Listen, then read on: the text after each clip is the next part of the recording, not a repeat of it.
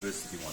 These are the kings who reigned in the land of Edom, before any king reigned over the Israelites. Bela, the son of Beryl, reigned in them. The name of his city is Dinaba. And now we get to the idea of kings reigning. Right? So from chieftains to kings. And not all of them, and they never immediately had the king. Chiefs first, ultimately had the kings. And these kings reigned before any king reigned over Israelites. Now, again, people say this, so since they are mentioning here that they had kings and the Israelites had no kings yet, but implying that Israel is going to have kings, therefore, like the Bible scholars say, they say that implies then that this was written during the time of the kings, because now they have time, now they have kings, and then they have no kings, right? So how could they know that, why would they write a sentence like this? They had kings before the Israelites became kings, right? No, and this that logic, again, what people say sometimes, is kind of mind-blowing. And so God promised to Abraham that kings will come from him, right? He promised that to Isaac. So they knew that there will be kings someday, right? At that stage, when this was said, they had no kings yet, right? But they have this promise that they will have kings. So sometime in the future, they're going to have kings. Even if now they don't have kings, but in the future they're going to have kings. Why? Because God promised them, and God kept his promises. So in other words, even though they didn't have any yet, they believe they will have. But the Edomites, but they already have. Okay? So in other words, clearly we see here that this need not have been written in the time of the kings. It could have been written in the time of Moses, knowing the promises, knowing that God keeps his promises. Therefore, they will have kings in the future. They don't have yet, but these guys already have. Okay? Plain, simple. Verse 32. Bela, the son of Beryl, reigned in Edom. The name is Dinaba.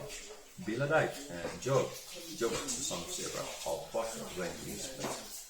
Job died, and Husham, the land of the Edomites, reigned in his place. So this is the succession of these kings. Which means that there's a succession of kings. In other words, they have their own land, their stability, kings can succeed. So yeah, sure, they eternal confident being, as we've seen there in the northern kingdom later on. But not from outside, it's from them inside themselves. So amongst the Edomites themselves.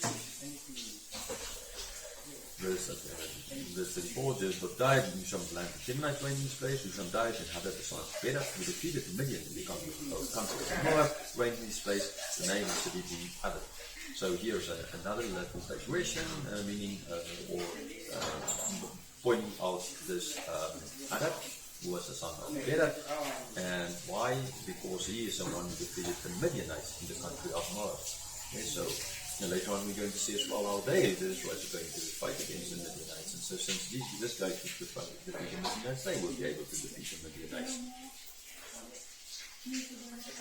Verse 36. Hadad died, and Samlah of Mashriqah reigned in his place. Samlah died, and Shaul of Ribah and Euphrates reigned in his place. Shaul died, and Balhanan, the son of Akbor, reigned in his place. Balhanan, the son of Akbor, died, and Hadad reigned in his place. The name of the city being Pau. His wife's name was Metamel, the daughter of Mattah, daughter of Mesha. Here we see more mentions of names and whatever, but these people most likely as well as also had some kind of a longer family history, and they were known to the Israelites, so therefore their names are mentioned, not because they are now going to play an important role in what's going on further in the story, because they all disappear out of the scene, on the scene. And because this is the final chapter on Esau before we move totally on to not even Jacob but Joseph. Verse 40. These are the names of the chiefs of Esau according to their clans and their dwelling places. By the name, the chiefs Dinah, Alva, Jer, Aholibama, Ela, Timon, Kenas, Timon, Mibzar, Matthew, and Elon. These are the chiefs of Edom, that is Esau, the father of Edom, according to their dwelling places in the land of their possession. This chapter basically just ends with a reminder that these all are the chief and the kings, right, of Edom. Esau, their father, Esau is Edom.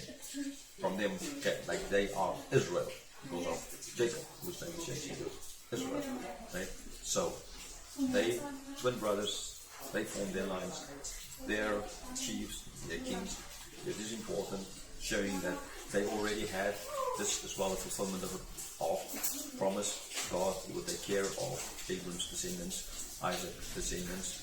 They were kings. But then as well in the other line, there's going to be kings as well. The promise that God kept his promise on this side, how much more will God keep his promise on that side? God gave kings on this side, how much more will God give land, people, and kings on that side?